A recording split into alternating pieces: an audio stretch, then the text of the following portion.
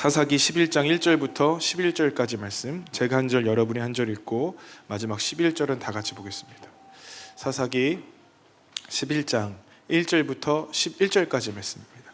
제가 한 절 여러분이 한 절 읽고 마지막 11절 다 같이 보겠습니다.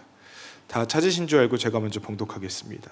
길르앗 사람 입다는 큰 용사였으니 기생이 길르앗에서 낳은 아들이었고 길르앗의 아내도 그의 아들들을 낳았더라. 그 아내의 아들들이 자라매 입다를 쫓아내며 그에게 이르되 너는 다른 여인의 자식이니 우리의 아버지 집에서 기업을 잊지 못하리라 한지라. 이에 입다가 그의 형제들을 피하여 돕당에 거주하매 잡류가 그에게로 모여와서 그와 함께 출입하였더라. 얼마 후에 암몬 자손이 이스라엘을 치료할 때 길르앗 장로들이 입다를 데려오려고 돕당에 가서 입다에게 이르되 우리가 암몬 자손과 싸우려 하니 당신은 와서 우리의 장관이 되라 하니 입다가 길르앗 장로들에게 이르되 너희가 전에 나를 미워하여 내 아버지 집에서 쫓아내지 아니하였느냐. 이제 너희가 환난을 당하였고 어찌하여 내게 왔느냐 하니라.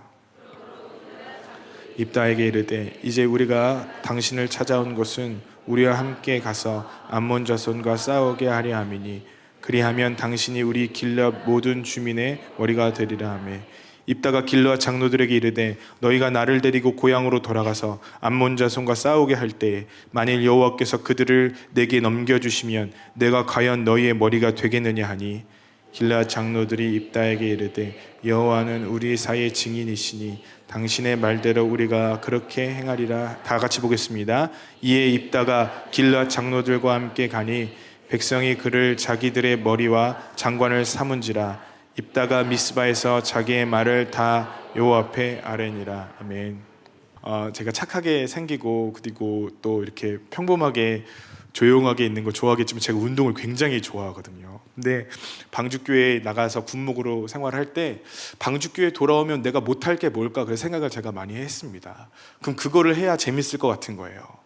그래서 뭘 할까 하다가 제가 보니까 운동을 하면 좋겠는데 그 중에서 내가 꼭 나이가 더 되기 전에 이종격투기를 좀 배워야겠다 생각을 해갖고 제가 이종격투기 학원에 들어갔어요.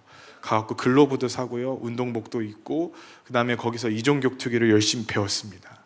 갔더니 30대는 저밖에 없더라고요. 다 청소년들, 혈기왕성한 고등학생들, 그리고 20대 그동안 운동을 해왔던 청년들, 그 청년들 사이에서 어떻게든 지지 않으려고 제가 열심히 운동을 했습니다. 제가 그 거친 운동을 되게 좋아하거든요. 때리고 맞고 멍들고 뭐 잡아 당기고 막 바닥에서 뒹굴고 그렇게 하고 있는데 이 운동을 제가 중간에 그만뒀어요. 왜 그러냐면 한 번은 이게 참 은혜스러운 얘기는 아닌데 로우킥 연습을 하라고 하더라고요. 로우킥 연습. 로우킥이 뭔지 아세요? 여기 허벅지를 때리는 그 기술이거든요. 여자분들 잘 모르겠지만. 그럼 로우킥 연습을 어떻게 하느냐? 큰 비계 같은 걸 여기 허벅지에 대고 그 허벅지에 댄 사람에게 그 발차기를 하는 겁니까? 사람한테 대고 차는 거예요. 근데 여기에다가 이렇게 큰 쿠션 같은 걸 대고 찰 뿐입니다. 근데 20대에 아주 운동을 오래 한 것 같은 청년이랑 제가 조를 이루어서 차게 된 거예요. 그 사람이 저한테 그 사람의 오른발로 제 이제 이 허벅지를 이제 차고 있는데 이게 너무 아픈 거예요. 그냥 아픈 게 아니라 맞으면 여기가 들썩들썩 들립니다. 이 저한테 쿠션이 좀 빠져 있는 이거 저기 비계를 줬는지 모르겠지만 아주 충격이 제 발로 이렇게 전달이 되더라고요. 너무 아픈데 제가 남자가 그래도 참아야 되잖아요. 20개씩 차는 건데 20개를 딱 참았어요. 왜냐하면 제 마음에는 내가 이 사람을 사랑해야지, 이거 내가 다 받아줘야지 이런 게 아니라 그래 그 다음에만 기다려라, 내가 얼마나 세게 차는지 내가 보여주겠다 그 생각을 하고 있었거든요. 보통 사람들은 오른발잡이면 오른발이 세고 왼발잡이면 왼발이 센데 하나님께서는 예전부터 저에게 큰 은사를 주셨는데 양손 양발 다 쓰는 은혜를 주셨어요. 저는 공은 오른발로 차는데 발차기는 왼발이 더 잘 나가요. 그러니까 이게 얼마나 큰 은혜입니까? 이게 은혜일 거라는 생각을 못 했는데 드디어 30이 넘어서 이종격투기 학원에 가서 제가 발차기를 양발로 다 찰 수 있는 것이 엄청나게 큰 은혜라는 것을 깨닫게 됐어요. 그래서 이 다음에 서로 오른발 한 번씩 차고 그 사람이 왼발로 제 허벅다리를 차는데 이게 형편이 없는 거예요. 그래도 아픈 척하고 그래 조금만 기다려야지 한 20개를 찼습니다. 그 다음에요, 제가 제 왼발이 엄청 세거든요. 제 오른발보다. 왼발로 그 사람 차는데 죄송해요, 잠깐만요, 잠깐만 좀만 쉬었다 하면 안 돼요? 저도 모르게 기분이 좋은 거예요. 쉬었다 하세요, 쉬었다 하세요. 괜찮아요, 괜찮아요. 근데 이것도 한두 번이 이제 가서 맨날 로우킥 연습한다고 허벅다리 대고 있으니까 이 맞으니까 기분이 좋지가 않더라고요. 그래서 제가 속으로, 야, 그래도 내가 목사인데 어디 가서 이렇게 맞고 있고 이래갖고 이래서 내가 운동한다고 얘기할 저기가 되겠는가. 그래서 제가 운동을 그만뒀습니다. 제가 30대 초반이어도 가서 얻어맞는 게 그렇게 기분이 좋지는 않더라고요. 가서 아무리 제가 그 사람을 더 세게 차고 그 사람을 아프게 할 수 있어도 제가 한 대라도 맞으니까 그게 영 이렇게 마음이 기분이 안 좋더라고요. 맨날 꿈에 나왔고 어떻게 하면 그 사람 때릴까 생각만 하고, 어떻게 하면 그 사람한테 가서 복수할까, 혼자 가서 막 운동하고 있고 다 허벅지 근육 기른다고 가서 혼자 뭐 하고 있고, 이런 모습을 보면서 야, 내 목사가 맞나, 그런 생각을 하고 제가 운동을 그만뒀어요. 그래서 제 서랍장에는 그 글러브가 이렇게 있습니다. 이번 바자회 때 제가 그걸 낼 테니까 혹시 세상에 깊은 한이 있는 분들은 가져다가 쓰시면 아주 좋겠습니다. 이렇게 맞는 것도 힘든데, 제가 30대 초반이어서도 이렇게 맞는 것이 참 좋은 일이 아닌데, 어느 한 은퇴한 복서 얘기가 생각이 났어요. 여러분, 조지 포먼이라는 아주 유명한 복서가 있거든요. 이 사람은 세계 챔피언이었고 그 당시의 사람들 중에는 그래도 잘 나가는 사람이었는데 뜻하지 않은 일격으로 그의 인생이 아주 망가지게 됩니다. 그래서 그는 은퇴한 복서가 되었는데 또 거기서 예수님을 아주 깊이 만나가고요. 복싱을 하다가 심장에 질환이 왔는데 그때 하나님을 경험했대요. 그래서 하나님을 만나서 그가 이제는 목사가 되었습니다.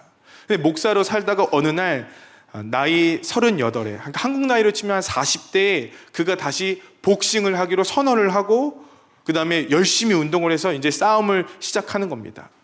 이 사람이 나이가 너무 많잖아요. 운동선수에게 40이면 끝난 나이 아닙니까? 근데 40이 넘어서 이 권투라는 아주 지독하게 힘든 운동을 한다고 하니까 이 미국의 복싱 협회에서도 당신은 운동을 하지 마십시오 할 정도로 그렇게 막고, 당신은 운동 못합니다라고 제안을 했지만 자기 끝까지 하겠다고 우기는 거예요. 사람들은 비아냥거리기 시작했습니다. 권투 선수로는 당신 너무 늙었습니다. 신문 기사가 그거예요. 살이 쪄서 두들겨 맞다가 끝날 것입니다.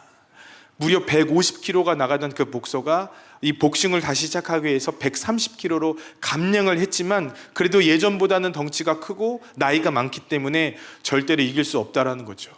그는 도전했고 42살 때 28살 마이클 무어라는 당시의 챔피언을 막 계속 맞고 있다가 마지막 라운드에서 한 번의 펀치를 그에게 날렸고 그는 세계 챔피언이 되는 영예를 안을 수 있었습니다. 이 마이클 무어랑 경기를 하는데 계속 얻어맞는 거예요. 그냥 점수차가 아니라 엄청나게 큰 점수차로 이 조지 포먼이 지고 있는 겁니다. 그래서 사람들이 물어봤어요. 당신 그렇게 얻어맞고도 왜 무너지지 않았냐? 당신 지게 뻔했는데 왜 그만두지 않았냐? 아니, 40살인 그 나이에 왜 복싱을 시작했고 왜 복싱이라는 세계에 들어와서 이렇게 힘든 고생을 하느냐라고 물어봤습니다. 근데 그의 삶을 조명해 보니까 그렇더라고요. 그가 복싱을 시작한 이유는 그가 목회를 하다가 빈민의 아이들과 또 빈민의 아이들 교육시키고 먹이고 하는 센터가 필요한데 이제는 돈을 하도 많이 쓰니까 자기 재정관리사가 당신 이러다가 마약 중독자들 그렇게 해서 생을 마감한 복서들처럼 아주 비참하게 끝날 것입니다. 그러니까 당신 이 사역 그만두세요. 그렇게 얘기를 했다는 겁니다. 그 얘기를 듣고 그가 고민을 하다가 그래, 내가 이제 돈을 벌어갖고 다시 그 센터를 건립을 해야겠다라는 생각을 갖고 다시 복싱을 하게 됐다는 거예요. 여러분, 그에게 한 라운드의 점수를 따는 것보다 더 큰 소망이 있었습니다. 그것은 그가 버텨내어서 우리 빈민 아이들이 예수 그리스도 앞에 돌아오고 그들에게 좋은 환경을 위하여 센터를 건립하는 일, 그 센터를 건립하는 일에 그의 모든 것을 올인해서 그는 복싱을 하기 시작했습니다. 그러니까 그는 한 번의 승리를 하는 것보다 더 큰 승리가 있었던 거예요. 자기가 넘어지지 않는 것을 보고 자기를 보고 자기에게 신앙을 배운 아이들이 어떤 도전과 희망을 얻었을까를 그는 알고 있었습니다. 그래서 그는 주저앉아 있을 수가 없었어요. 그는 맞고 쓰러질 수가 없었어요. 맞고 쓰러지고 힘들고 어려워도 그는 사람들에게 그가 쉽게 무릎 꿇는 것을 보여주지 못하고 끝까지 버티는 것을 보여주려고 했습니다. 왜냐하면 그는 이 한 회, 이 경기에서 승리하는 것보다 더 큰 승리, 더 높은 승리, 더 큰 비전을 바라봤기 때문입니다. 여러분, 우리 흔히 삶이 투쟁이라고 얘기하잖아요. 신앙도 전쟁이라고 얘기하지 않습니까? 여러분, 과연 그 삶의 투쟁과 신앙의 전쟁, 그것을 무엇을 목적으로, 무슨 이유로 그렇게 힘들고 어려운 싸움을 하고 계십니까? 그냥 단순히 우리 눈앞에 보이는 승리를 쫓아가며 겨우 이 라운드 안에서 승리하는 것을 원하며 살아가십니까? 아니면 더 큰 것, 더 높이 있는 것, 더 원대한 비전과 꿈을 위하여 여러분 지금 나아가고 계시냐 이 말이죠. 여러분, 오늘 사사기에 있는 말씀은 과연 우리가 무엇을 보고 이 삶의 신앙의 전투를 벌이고 있는가, 그것을 물어보고 있는 본문이라고 생각합니다. 여러분, 여기 등장하는 세 명의 부류의 종류의 사람이 있는데요, 한 부류는 길르앗 장로들이고, 한 부류는 입다고, 또 한 부류는 사람이 아니라 하나님이십니다. 이 싸움을 하나 두고 이 세 부류의 사람들이 보는 관점이 전혀 다른 것을 오늘 본문을 통해서 보게 됩니다. 이스라엘 백성들이 10장 8절과 9절에 보니까 18년 동안 이방 민족들의 침입을 받기 시작하는데 블레셋과 암몬 사람들의 침입을 받기 시작합니다. 이스라엘 백성들이 너무 죽겠는 거예요. 그래서 하나님께 기도하기 시작합니다. 그리고 나서 첫 번째 부류 길르앗 장로들이 전쟁을 치르기 위해서 준비하고 전쟁을 대비하는 모습을 보게 됩니다. 여러분, 길르앗 장로들은 왜 싸우려고 했습니까? 길르앗 장로들이 싸우려고 한 이유는 뭐냐면요, 아주 간단합니다. 더 이상 암몬 자손들의 지배를 받고 싶지 않아서 그렇습니다. 지금 당장에 우리가 어렵고 지금 당장에 힘들고 지금 당장 우리를 압제하는 암몬 자손들로부터 우리가 벗어나게 하려는 그 목적 한 가지를 위하여 싸우기 시작합니다. 그래서 그들이 실은 손을 잡지 말아야 되는 사람과 손을 잡는데 11장 3절에 보니까 입다와 그 잡류들과 손을 잡습니다. 여러분, 잡류라는 단어 딱 봐도 상스럽죠, 그죠? 그냥 이게 군사가 아니에요. 잡류라는 단어는요, 우리나라 말로 따지면요, 시정잡배 이런 뜻입니다. 양아치 이런 뜻이에요. 정식 군사가 아니고 잘 훈련되어진 하나님의 사람들과 길르앗 장로들이 손을 잡는 것이 아니라 아주 비윤리적이고 비도덕적이고 예의라고는 찾아볼 수 없는 입다와 그 시정잡배들과 함께 손을 잡고 이 전투에서 승리하려고 하는 겁니다. 이유가 한 가지 때문이 있기 때문에 그래요. 뭐죠? 어떻게든 암몬 자손을 몰아내는 것, 그러기 위해서 시정잡배들과 손 잡아도 상관없는 것이 길르앗 장로들의 모습이었습니다. 자, 그 다음 입다. 여러분, 입다는 왜 싸우려고 한다고 생각하십니까? 입다의 출신 성분이 11장 1절에 나와 있습니다. 입다는요, 큰 용사긴 했지만 그의 출신 성분은요, 기생의 아들이었다 이렇게 기록하고 있어요. 여기서 기생의 아들이라는 것은 단순히 첩을 얘기하는 것이 아니라 정말로 몸을 파는 여인의 자손이었다는 거예요. 그러니까 입다는 엄마가 정상적인 아빠와의 혼인 관계를 통해서 태어난 사람도 아니고 첩의 자손도 아니고 그냥 아버지가 육체의 쾌락을 즐기기 위하여 한낱 쾌락 가운데 몸을 내어주고 거기서 태어난 자식이 바로 입다라는 겁니다. 그 입다는 출생 성분도 아주 이렇게 비천한데 2절에 보니까 그의 아들들한테 아주 더 마음에는 정말 씻을 수 없는 상처를 갖고 떠나게 됩니다. 길르앗의 아들들이 뭐라고 얘기하냐면 너는 다른 여인의 자식이다. 그러니까 너는 여호와의 총회에 들어올 수 없는 자고 너는 우리 아버지의 기업을 얻을 수 없는 아주 못되고 비천하고 쓸모없는 자니까 너는 나가서 살아라라고 얘기하는 거예요. 그러니까 여러분, 입다는요, 옛날부터 엄청나게 마음에 큰 상처를 갖고 나갈 수밖에 없는 사람이었습니다. 여러분, 그가 사랑이라는 것을 경험했겠어요? 그의 마음은 아마 비뚤어졌을 것이고 그는 밑바닥에서부터 매맞고 구걸하며 시작했을 것입니다. 그러다 돕당이라는 곳에서 그 잡배들의 우두머리가 되어갖고 살아가고 있는 겁니다. 길르앗 장로들과 입다 사이는요, 어떤 주석가가 얘기할 때는 평소에 길르앗 장로들이 입다의 잡류들에게 많이, 이게 죄송합니다, 삥을 뜯긴 사이라는 거예요. 그러니까 길르앗의 장로들은 입다가 얼마나 싸움을 잘하는지 알고 있었고 입다가 얼마나 대단한 무리들을 갖고 있었는지 분명히 알고 있었을 것입니다. 입다는요, 이 전쟁을 치르려고 허락합니다. 이유가 뭐예요? 그의 신분을 상승시키기 위해서. 11장 30절에 보면요, 입다가 하나님께 서원하는 장면이 나오는데, 하나님, 이 전쟁에서 승리할 수 있도록 도와주십시오. 여러분, 보통 이 전쟁에 민족의 영웅 같은 사람이 전쟁을 하려면 여러분 어떻게 하겠습니까?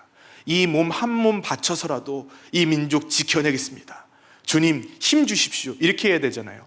근데 입다가 서원하는 내용이 뭔지 아세요? 첫 번째, 주님, 무조건 전쟁에서 승리하게 도와주세요. 그 다음에 재미나는 건 두 번째, 주님, 평안히 돌아오게 도와주세요. 전쟁에서 승리했는데 여러분, 자기가 죽으면 이게 소용이 있는 거예요, 없는 거예요? 소용이 전혀 없는 거예요. 그러니까 전쟁에서 승리하는 것도 중요하지만 내가 한 몸이 온전하게 돌아와서 그 다음 뭐 해야 됩니까? 이 민족의 지도자가 되는 것이 입다의 싸움의 목적이었다는 겁니다. 그러니까 입다는 여러분 반드시 싸움을 해야 됐어요. 오늘 읽은 본문이 아니지만 11장 12절부터는 입다와 암몬 왕 간의 그 외교적인 말싸움이 벌어지게 되는데요, 이 입다가 얼마나 이 암몬 왕을 교묘하게 말로 유혹하고 또 협상하는지 몰라요. 입다는 정말 협상의 능력이 있었던 사람입니다. 그런데 입다는 이 외교전만으로 승리를 하는 것으로 만족하지 않았어요. 왜냐하면 꼭 승리를 해야 그가 얻을 수 있는 지위가 있었기 때문에. 그러니까 교묘하게 싸움을 안 하는 것처럼 하다가 이제 싸움을 걸기 시작합니다. 11장 24절에 보니까 내 신 그모스가 내게 주어 차지하게 한 것을 내가 차지하지 아니하겠느냐, 이렇게 얘기해요. 뭐라고 얘기하냐면 너네 신 그모스잖아, 이렇게 얘기를 하는 겁니다. 여러분, 암몬 자손의 신은 몰렉이었거든요. 입다는 그걸 모를 이가 없어요. 그런데 슬슬 약을 올려갖고 지금 암몬 왕을 자극하고 있는 거예요. 그 너네가 믿고 있는 신 그 뭐지? 그 몰렉인가? 아, 그모스. 그모스가 그렇게 무능한 거 아니야. 그러니까 너희들 이 땅에서 나가, 그렇게 얘기하는 겁니다.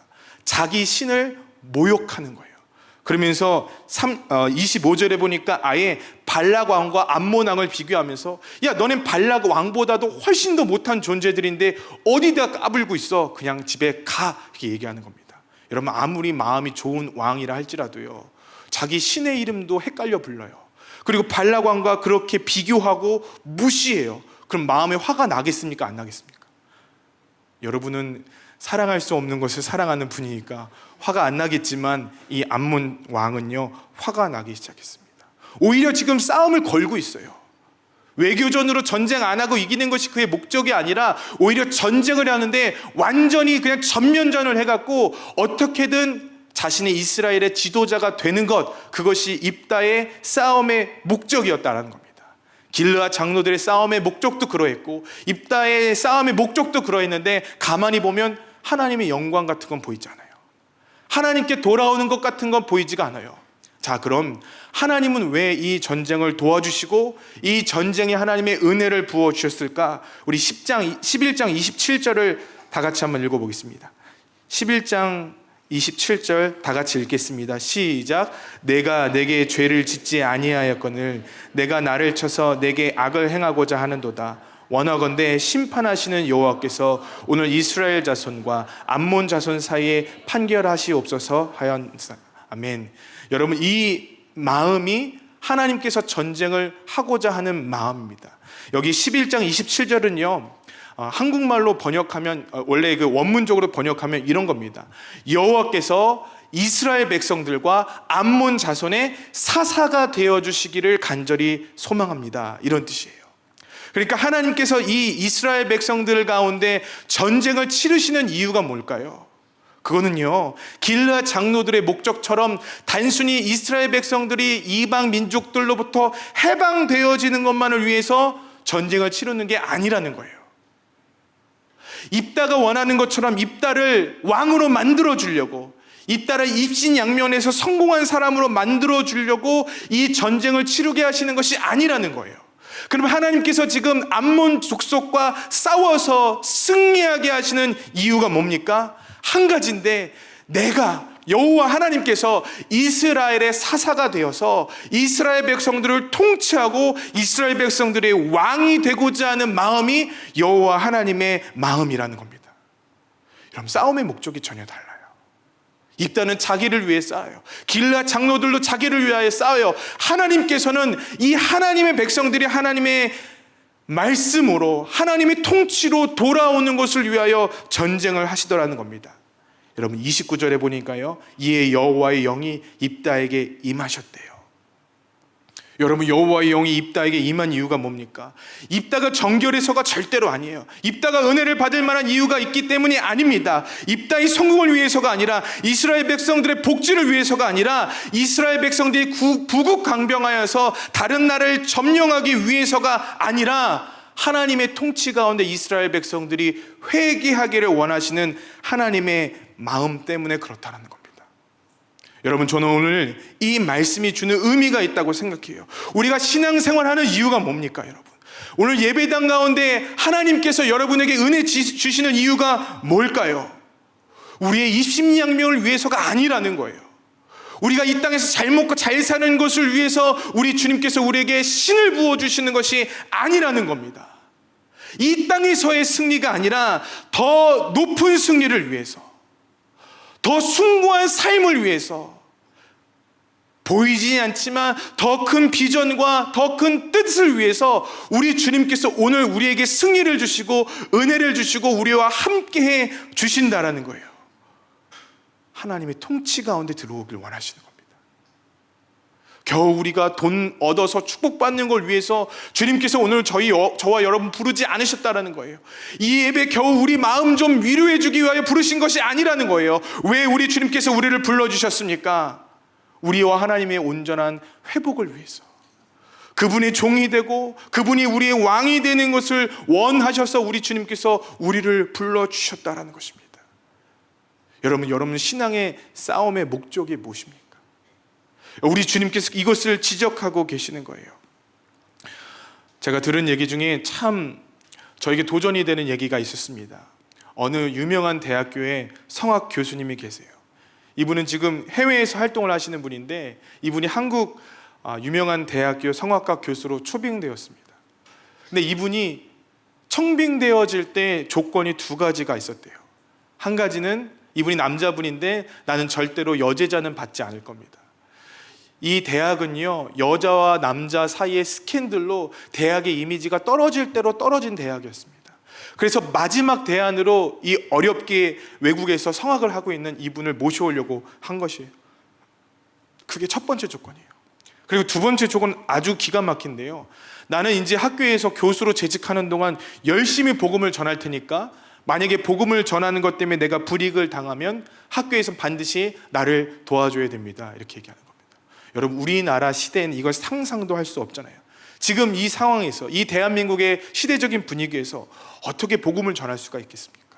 종교 편향이라고 분명히 사람들이 얘기할 테고, 기독교는 왜 이렇게 극단적이고, 기독교는 왜 이렇게 사람들을 못 살게 구냐고 많은 학생들과 많은 대학생들이 아마 이 사람한테 컴플레인 할 거 아니겠습니까? 근데 이분 당당하게 내세운 조건이 뭐냐면, 나 복음 전할 테니까 나를 도와주고 나를 막아주고, 그렇지 않으면 나는 교수 하지 않을 겁니다 라고 얘기하는 거예요.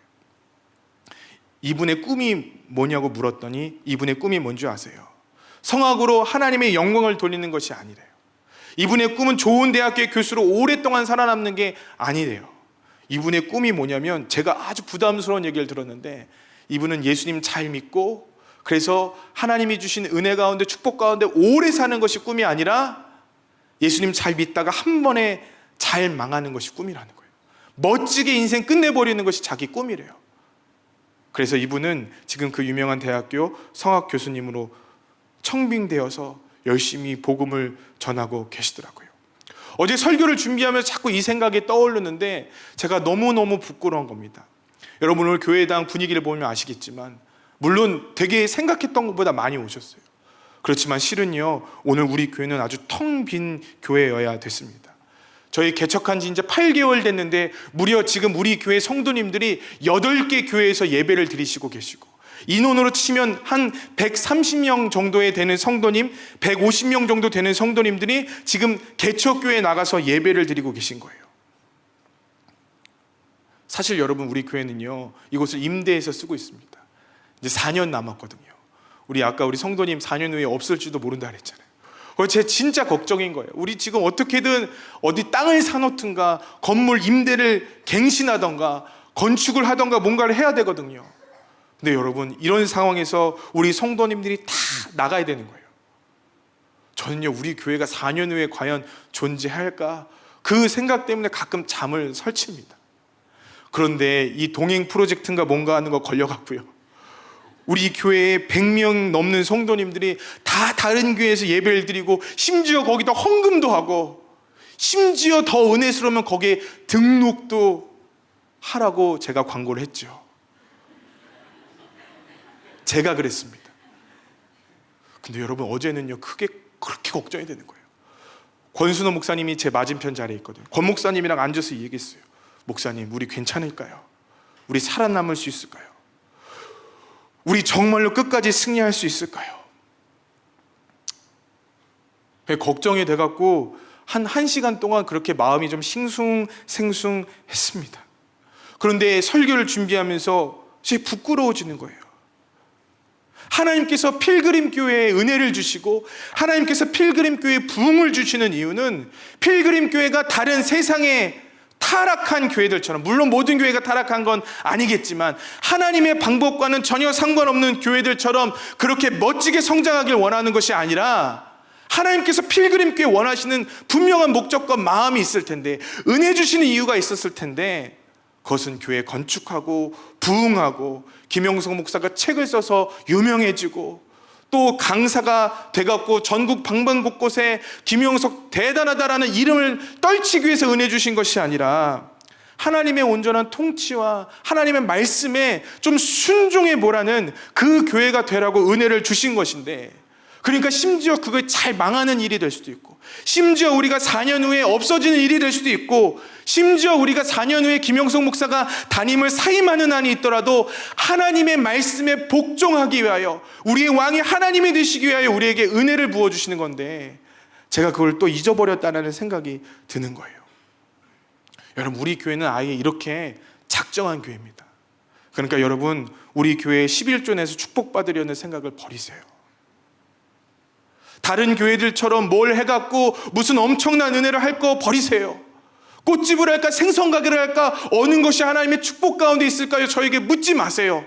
알면 제가 해요. 여러분, 제 진심이에요. 알면 제가 해요. 그럼 우리 왜 여기에 모여야 합니까? 온전히 우리 주님이 우리의 왕 되시기 위하여 우리 예배 드리는 거예요. 온전히 우리 주님께서 우리를 다스리시기 위하여 우리가 예배 드리고 있는 거예요. 하나님의 말씀에 불순종하는 옛 자아가 죽기 위하여 하나님께서 오늘 필그림 교회를 준비하여 두셨다는 사실을 기억하시기를 간절히 소망합니다. 십자가의 길 잘 걸어가라고, 좁은 길 걸어가라고, 그래서 영원한 생명을 얻으라고, 그것이 필그림 교회가 존재하는 목적인 거예요.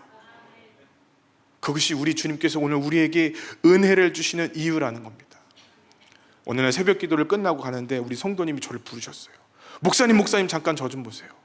그래서 제가 새벽 기도 끝나고 기도를 조금 해서 이분이 날 부르나 걱정되는 마음으로 갔거든요. 제가 목사님께 할 말이 있습니다. 왜 그러세요? 그랬더니, 목사님, 제가 이래 사정이 있었는데 그래서 저희 집이 지금 쫄딱 망했습니다. 그러니까 저희 집에 신방을 와주십시오 그러는 거예요. 여러분, 쫄딱 망한 집에 신방하는 거 쉽지 않습니다. 뭔가 가면 하나님께서 풀어주시고 해결시켜주시는 은혜 가운데 있어야 되는데 제가 그런 능력이 없거든요. 그래서 그러시군요. 제가 가겠습니다. 언제 갈까요? 그랬더니 이분이 뭐라고 얘기하냐면, 목사님, 지금은 아직 좀 덜 망했는데요, 우리가 완전히 망할 때가 있어요. 우리 집이 경매로 넘어갈 때가 있는데 그때 목사님 신방 와주세요 그러시는 거예요. 이거 필그림 교회 목회하는 거 어렵겠죠. 근데 이분이 저한테 이런 얘기를 하시는 거예요. 목사님, 그런데 저는 너무너무 기뻐요. 너무너무 감사해요. 왜 그러세요 도대체? 걱정이 되는 거예요. 왜 망했는데 그렇게 기쁘세요? 네, 목사님, 제가 우리 집은 망했지만 그래서 제가 여기서 우리 주님을 만난 것 같아요. 우리 주님께서 저와 이렇게 가까워 본 적이 없는 것 같아요. 우리 주님께서 저에게 그 하나님의 은혜와 사랑을 부어주시는 게 분명히 느껴진 적이 없는 것 같아요. 그래서 제가 망해도 너무 감사해요.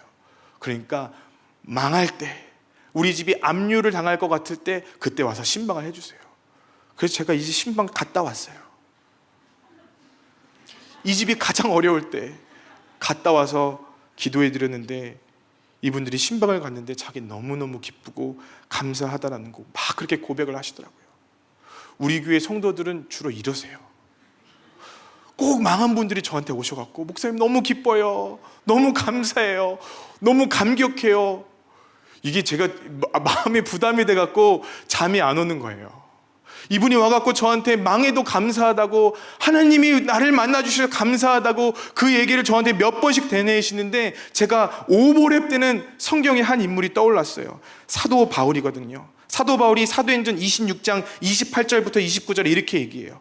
아그리빠가 바울에게 이르되 내가 적은 말로 나를 권하여 그리스도인이 되게 하려 하는도다. 바울이 이르되 말이 적으나 많으나 당신뿐만 아니라 오늘 내 말을 듣는 모든 사람도 다 이렇게 결박된 것 외에는 나와 같이 되기를 하나님께 원하나이다 하니라. 이렇게 기록합니다. 여러분, 사도 바울은 지금 끌려서 묶여 있는 거예요. 결박당했고 매맞고 굶주렸고 그는 비참하게 인생을 마감해도 되는데 아그리빠라는 사람 앞에서 뭐라고 얘기하냐면 전도하는 거예요.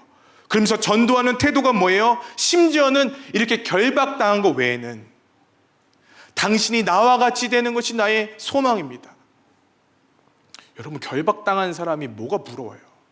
결박당한 사람이 뭘 배울 게 있고 뭘 부러울 게 있고 뭘 나처럼 되기를 원하는 마음이 있겠냐고요. 근데 사도 바울은 결박당한 것이 부끄러운 것이 아니라, 사도 바울은 결박당한 것이 힘들고 곤고하고 하나님이 나를 버렸다고 생각하는 것이 아니라 오히려 하나님이 준 은혜로 나에게 판결을 내리고 나의 생명을 좌지우지할 수 있는 사람마저도 당신이 나와 같이 됐으면 좋겠습니다, 그렇게 얘기하더라고요. 그래서 제가 그 다음부터 이 성경 구절이 생각나는 다음부터 우리 성도님을 도망 다녔어요. 목사님, 당신이 망해도 나와 같은 마음 좀 가졌으면 좋겠습니다. 꼭 이분이 저한테 그러는 것 같아갖고 할렐루야, 축복합니다. 이런 마음 갖기를 간절히 소망합니다. 네. 망하셔도 하나님의 크신 은혜가 임하기를 간절히 소망합니다. 여러분, 당당해요. 여러분, 두려움이 없어요. 왜 이러한 마음과 신앙을 갖고 있었을까요? 그가 싸우는 목적이 달랐기 때문이에요. 그는 이 땅에서 잘 사는 것이 목적이 아니었기 때문이에요. 그의 목적이 뭡니까? 하나님의 나라가 임하는 것이 사도 바울의 목적이었어요. 하나님의 온전한 통치가 임하는 것이 사도 바울의 목적이었어요. 왜 망한 성도님들 입에서 기쁨이 넘쳐요? 눈물이 흐릅니다. 감격스러워요. 이렇게 말씀을 할까요? 그분들의 목적이 변화됐기 때문이에요.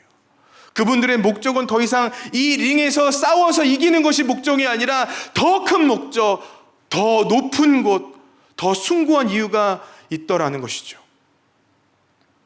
제가 좋아하는 설교자 중에 이지웅 선교사님이라는 분이 계십니다. 이 이지웅 선교사님이 설교하시는데 어느 날 이런 얘기를 하시더라고요. 자기보다 공부 못했던 자기 동창들이 있대요. 어느 날 서울에서 우연히 만났는데 그 사람은 지금 펀드 매니저가 돼갖고 외제차를 끌고 와서 자기 옆에 차를 딱 세우더래요. 근데 이분은 그때 아주 중고차 중에서도 형편없는 중고차를 탔는데 그 중에 이 창문을 올려야 되는데 여러분, 이게 자동이잖아요. 근데 이렇게 돌려야 되는 게 있어요. 그 차를 타고 지금 가다가 우연히 만난 거예요. 그래서 누굴 내려주고 바깥쪽 반대쪽 창문을 막 열심히 오고 있는데 옆에 외제차가 딱 쓰더니 지웅아, 오랜만이구나, 이렇게 얘기를 하시더라는 거예요. 지웅아, 너 뭐해? 나 창문 올리고 있어. 그렇게 하고 집에 가셨다는 거예요. 자기보다 공부 못한 사람이었대요. 그런데 외제차를 끌고 가고 딱 보니까 자기 고등학교 동창, 딱 봐도 자기보다 대단했던 사람인 것 같은데 이제는 외제차를 타고 그 중고차 앞에서 창문 열심히 올리고 있는 그 선교사님을 보고 여러분, 그 친구 뭐라고 생각했겠어요? 그런데 이지웅 선교사님이 그 이야기를 하시면서 간증을 하시는데 창문 올리고 있어. 그 얘기를 하면서 자기 조금도 부끄럽지 않았대요. 자기 조금도 부끄럽지 않았대요. 울먹울먹거리면서 얘기하시는데 자기 하나도 안 부끄러웠대요. 나는 오히려 내가 삶이 복음에 헌신할 수 있어서 부끄럽지 않았대요. 내가 예수님을 위해서 살 수 있는 것 때문에 난 부끄럽지 않았대요. 창문 올리는 거 부끄럽지 않았다고 그렇게 그분이 간증하시더라고요. 저는 이 이야기를 듣고 부끄러웠어요. 왜냐하면 제가 부끄러운 것은요, 창문 올리는 것 때문에 부끄러웠어요. 집이 적은 것 때문에 부끄럽고요, 다른 사람보다 많이 소유하지 못한 것 때문에 부끄럽고요, 통장에 잔고가 없는 것 때문에 부끄럽고요, 외모가 다른 사람보다 뛰어나지 못한 것 때문에 부끄럽고요, 다른 사람보다 좋은 것을 소유하지 못한 것 때문에 부끄러웠거든요. 근데 싸우는 목적이 다른 사람들은요, 부끄럽지 않더라고요. 여러분, 오히려 우리가 부끄러워야 될 것이 뭘까요? 오히려 우리 예수님 소유하지 못한 것 때문에 부끄러워해야 돼요. 오히려 우리가 싸움을 하는 이유가 주님이 아닌 것으로 인해 부끄러워야 돼요. 교회에 다니지만 아직도 세상 것이 보이는 것으로 인해 실은 부끄러워야 돼요. 예수님께 순종하지 못한 것 때문에 부끄러워야 돼요. 혼자 있을 때 실패한 것 때문에 부끄러워야 돼요. 여러분, 그게 부끄러우세요? 여러분, 그것이 부끄러우세요? 저는 아직 세상 것이 더 부끄러워 보이는 제가 어젯밤엔 한없이 부끄러워 보였습니다. 제가 이 공동체에 왔는데 제일 못한 게 공부를 많이 못했어요. 제가 박사과정도 하다가 때려쳤거든요. 방주교회 부목사 하면서 박사과정 하는 건 이건 불가능한 거겠더라고요. 그래서 열심히 학자금 대출만 갖고 있습니다. 처음에 들어왔는데 제가 공부를 너무 잘하고 싶었어요. 그게 제 삶의 유일한 목적이었던 것 같아요. 그런데 이 마가다락방에 들어와서 맨날 운전만 하고 주차만 하고, 잘 불쌍하죠. 대학원에 들어가는, 제가 대학교 때 공부를 얼마나 잘했냐면요, 유명한 앨리스터 맥그레스라는 교수가 한국에 왔어요. 와갖고 우리 학생들이랑 그 강의를 하고 질문을 받았는데 제가 나가서 질문했거든요. 물론 한국말로 질문했습니다. 앨리스터 맥그레스 교수가 당신 좋은 질문이라고, 당신 좋은 질문이라고. 제가 그게 자랑이에요. 앨리스터 맥그레스가 칭찬한 학생입니다, 제가. 근데 어느 대학원 가서 공부를 하는데 제가 교수님에게 질문했어요. 근데 교수님이 저를 이렇게 보더니, 야, 너는 진짜 기본이 안 돼 있다. 어떻게 이런 질문을 하냐? 이건 벌써 대학교 때 다 배우고 넘어왔어야지 하면서 공개적으로 저한테 망신을 주시는데요, 저는 그런 부끄러움을 생전에 당해본 적이 없거든요. 그래서 제가 너무 부끄럽다고 목사님한테 얘기를 했어요. 목사님, 제가 여기 있어서 너무 힘들어갖고 공부를 잘 못해갖고 너무 부끄러워요. 그랬더니 목사님 막 화를 내시는 거예요. 야, 그게 얼마나 영광스러워. 공부 같은 거 포기하고 우리 주님을 위해서 헌신하는 거, 그거 얼마나 영광스러워. 넌 아직도 세상 사람이야. 아직도 그 공부 좀 하는 게 부끄러워? 넌 아직 멀었어. 그러고 혼내고 나가버리시더라고요.